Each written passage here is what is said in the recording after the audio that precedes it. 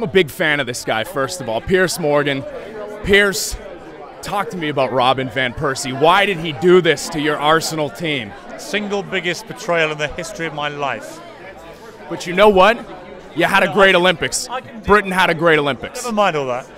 I can deal with cheating girlfriends. I can deal with colleagues that defect. I can deal with any of that kind of thing.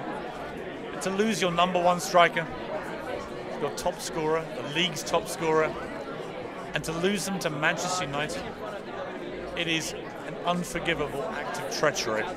Devastating for Arsenal fans. Oh my God. No Arsenal player's gone to United in 25 years. In your lifetime, in my lifetime, will we ever see England win the World Cup? Hopefully. The one thing I couldn't stand is if America wins it before England. That would be too much to think about. What's the biggest misconception people... By the way, England have won it in my lifetime. I was one. You were one, so you do have one. Yeah.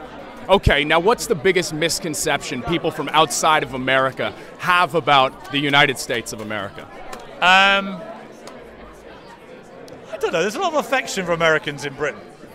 People in Britain like America. For us, it was the perfect Olympic Games because you guys came top and we came third. It's like the special relationship with China squeezed in the middle. People, you know, there's a lot. I think the misconception is that America, probably from its foreign policy in the last few decades, that somehow you're a kind of nation of bullies and all that kind of thing. You're not at all. You're actually a very kind, sensitive nation who are always there to help when the trouble starts. And that's why I like the place. I like the people. I think that when you need help, America's the place you want to be. You've interviewed all the top political stars that this country has to offer. Who impresses you? Nelson Mandela was amazing. Barack Obama is impressive as a man, I think. I don't know. It would have been Robin van Persie till yesterday.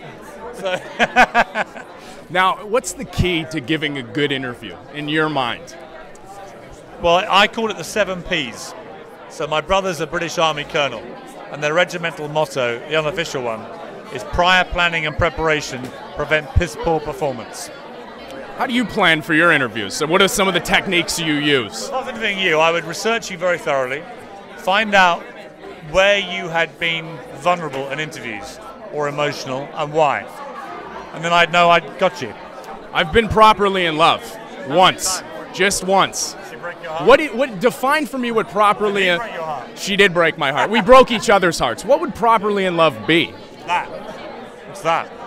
It's exactly that. If you're ready to have a child, get married, is that properly in love? I think being properly in love is when it hurts.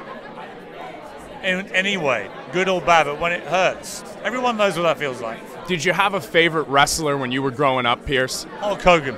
But right now it's all about the Brock. Brock Lesnar. He's a monster. He's a beast. I love him.